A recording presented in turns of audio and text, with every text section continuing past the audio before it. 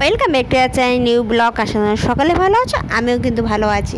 শরীরটা মাঝে সাথে একটু খারাপ করে, গরমের জন্য সত্যি খারাপ করে। আমার এমন একটা ব্যাপার, না বেশি গরম নিতে পারি না খুব ঠান্ডা নিতে পারি, তাতেই শরীরটা খারাপ করে। আর এই যে আবার গরম পড়েছে এত, আবার নাক বন্ধ হওয়ার টেন্ডেন্সি শুরু হয়ে গেছে আমার যে কী প্রবলেম হচ্ছে সেটা তো আমিই জানি। তো সকালবেলা তো ঘুম থেকে উঠি, বরকে ডাকছি, ও কাজে বেরিয়ে যায়, দেন আমি টুকটুক করে আস্তে আস্তে কাজ বাজ সেরে দিই। আর এখন এত গরম পড়েছে না, খাওয়া দাওয়া রান্নাবান্না না একটু কম, মানে ওই দুরকম বা একরকম কিছুতে সেরে দিচ্ছি, অত বেশি কিছু করছি না। আজ অনেক দিন পর একটু ভালো করে ফোড়ন দিয়ে মুসুরির ডাল রান্না করেছি, ভেন্ডি আলু ভাজা আর পাঁপড় ভাজা, তো জাস্ট ইয়ামি খেতে।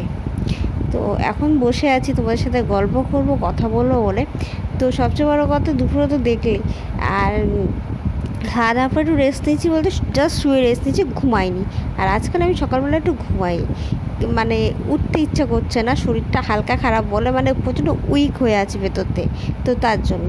আর এদিকে আমার বর সকালবেলা ঘুম থেকে ডাকলো, মানে আজকের ব্যাপারটাও ঘটে গেছে যে সে ঘুম থেকে ডেকেছে, আমি মানে সরি আমি তাকে ঘুম থেকে ডেকেছি। তো সে তো উঠছিল না, আমি কানের সামনে ফোনটা রেখে দিয়েছি, অ্যালার্মটা বেজেছে, সে উঠে গেছে। উঠে গিয়ে নিজে চাটা করেছে, এবার সে চা দা খেয়ে স্নান দান করে এসে দেন আমি তাকে আমাকে ডাকলো, আমি উঠলাম, উঠে নিজের হাতে খেতে দিলাম। সত্যি কথা বলতে, চা বা অন্য যাই খাক, সেটা যদি নিজের হাতে না দিই, সারাদিন আমি একটা জিনিস মিস করেছি না, আমি সারাদিন কিছু একটা করিনি। এটা আমার খুব বড় হ্যাবিট।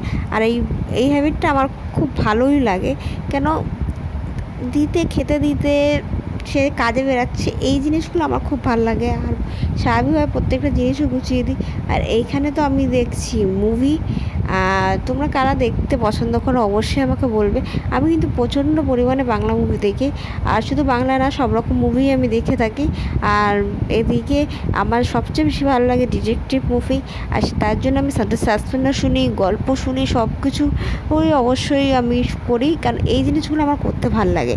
আর বইও আমি অবশ্যই মাঝে সাঝে পড়ি, যখনই মনে হয় বই পড়ি, ডায়েরি লিখি, এই জিনিসগুলো আমার হ্যাবিটের মধ্যে থাকে। তোমরাও এইসব হ্যাবিট শুরু করতে পারো, তোমাদের মন মেজাজ সব ভালো থাকবে। আর রাতে রান্নাবান্না করার কোনো চাপ ঠাপ নেই আমার। আর বিকালবেলা একটু চা খেয়েছিলাম, চা আর একটা কুকিজে আমি গ্রিন টিটা খেয়ে নিয়েছি, আদারওয়াইজ আর কিছু খাইনি। আর ইচ্ছাও করছে না কিছু, কিন্তু রাত্রেবেলা একদম খালি পেটে শুলে আমি বরের কাছে বকা খেয়ে দেবো, কারণ ও হয়তো জানতে পারবে না, ও বাড়ি ঢোকার আগে খেতে বসি, কিন্তু ওই যে কথা বলতে বলতে আমি বলে দেবো যে না, খাইনি রে, খিদাটা এখন পেয়েছে, কি খাবো ভাবছি, এটা খেতে ইচ্ছে করছে। এই যে জিনিসগুলো বললো তখনই বুঝতে পেরে যায়।